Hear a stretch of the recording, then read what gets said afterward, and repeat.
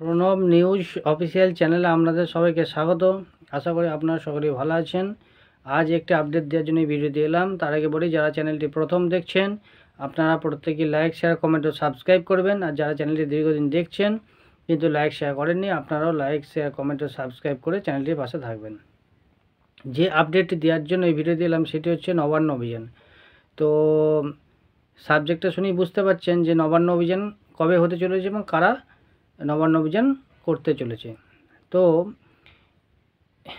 এর উত্তরে বলি, ইন্টারভিউ থেকে যারা বঞ্চিত হয়েছেন বা নিজেদেরকে বঞ্চিত বলে মনে করেছেন বা করছেন, তারাই নবান্ন অভিযান করতে চলেছে। ডেটটা মোটামুটি সবাই জেনে রেখে দেন। মোটামুটি যে ডেট ঠিক হয়েছে সেটা হচ্ছে 11ই ডিসেম্বর। 11ই ডিসেম্বর নবান্ন অভিযান হতে চলেছে। ইন্টারভিউ থেকে যারা বঞ্চিত আপার প্রাইমারিতে, তারাই নবান্ন অভিযান করতে চলেছে। সমস্ত দ্বিধাদ্বন্দ্ব ভুলে আপনারা প্রত্যেকে একজোট হয়ে এই অভিযানে বা এই আন্দোলনে সামিল হন। এই আন্দোলনটাকে সার্থক করে তুলুন যদি আপনারা নিজেদের চাকরি পেতে চান। কারণ পশ্চিমবঙ্গে এখন যে অবস্থা, তাতে করে আন্দোলন ছাড়া কিন্তু কিছু হবে না। আপনারা যদি ভেবে থাকেন যে আমি টেট পাস করে আছি, আমি ট্রেন্ড, আমার ট্রেনিং আছে, আমি চাকরি পাবো, ভুল ভাবছেন।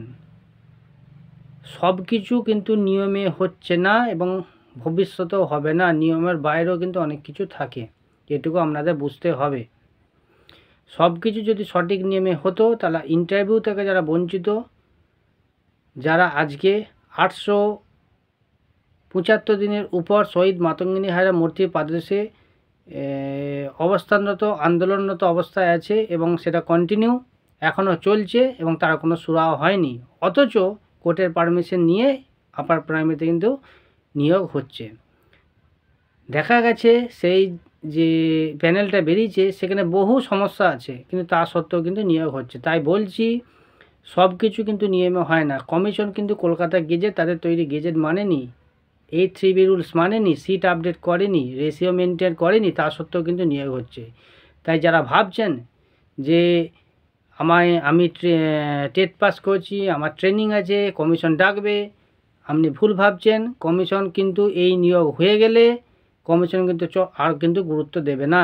তাই বলছি, এই নিয়োগ চলাকালীন আমরা এই আন্দোলন, এই অভিযান, নবান্ন অভিযান সবাই সামিল হন। ইন্টারভিউ থেকে যারা বঞ্চিত আছেন, টেট পাস ট্রেন্ড আছেন প্রায় 1 লাখের উপর, আপনারা যদি এই আন্দোলনে সামিল হন, মানে বলাই যেতে পারে কমিশন যে সিট আপডেট করেনি, দেখবেন কোর্ট থেকে পারমিশন নিয়ে কমিশন বৃহৎ অঙ্কের একটা সিট আপডেট করছে এবং সেখানে হয়তো আপনি চাকরিটা পেয়ে যাবেন। তাই বলছি, ঘরে বসে কেউ থাকবেন না, প্রত্যেকে এই আন্দোলনে আসুন। মোটামুটি যে ডেট ঠিক হয়েছে সেটা হচ্ছে 11ই ডিসেম্বর 2024। ওই ডেটটাই মোটামুটি এখনও ঠিক হয়েছে। যদি ডেট চেঞ্জ হয়, আগে পরে কোনো ডেট হয়, সেটা পরবর্তীতে এই গ্রুপে আপনারা পেয়ে যাবেন। মোটামুটি যে ডেট ঠিক হয়েছে, আপাতত আপনারা মানসিকভাবে সবাই প্রস্তুত হয়ে যান এই আন্দোলনে সামিল হওয়ার জন্য। সেটা হচ্ছে 11ই ডিসেম্বর।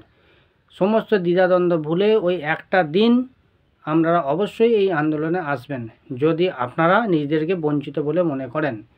কারণ শীতের সময় কোনো সমস্যা এমন কিছু হবে না। সমস্ত কিছু প্রোটেকশন নিয়ে আপনারা একটা দিন আন্দোলনে আসুন, নবান্ন অভিযানে আপনারা সামিল হন সমস্ত দ্বিধাদ্বন্দ্ব ভুলে।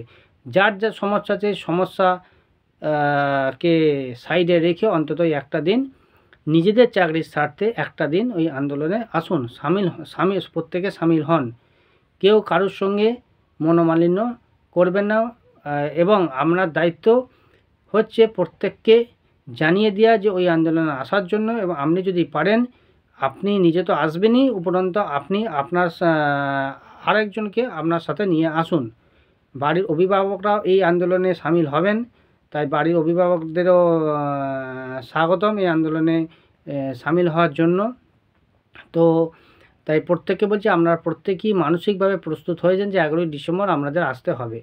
ডেট যদি চেঞ্জ হয় 2 দিন আগে কিংবা 2 দিন পরে, সেটা আপনাদের জানিয়ে দেবে। আপাতত 11ই ডিসেম্বর আপনাদের আসতে হচ্ছে, এটাই।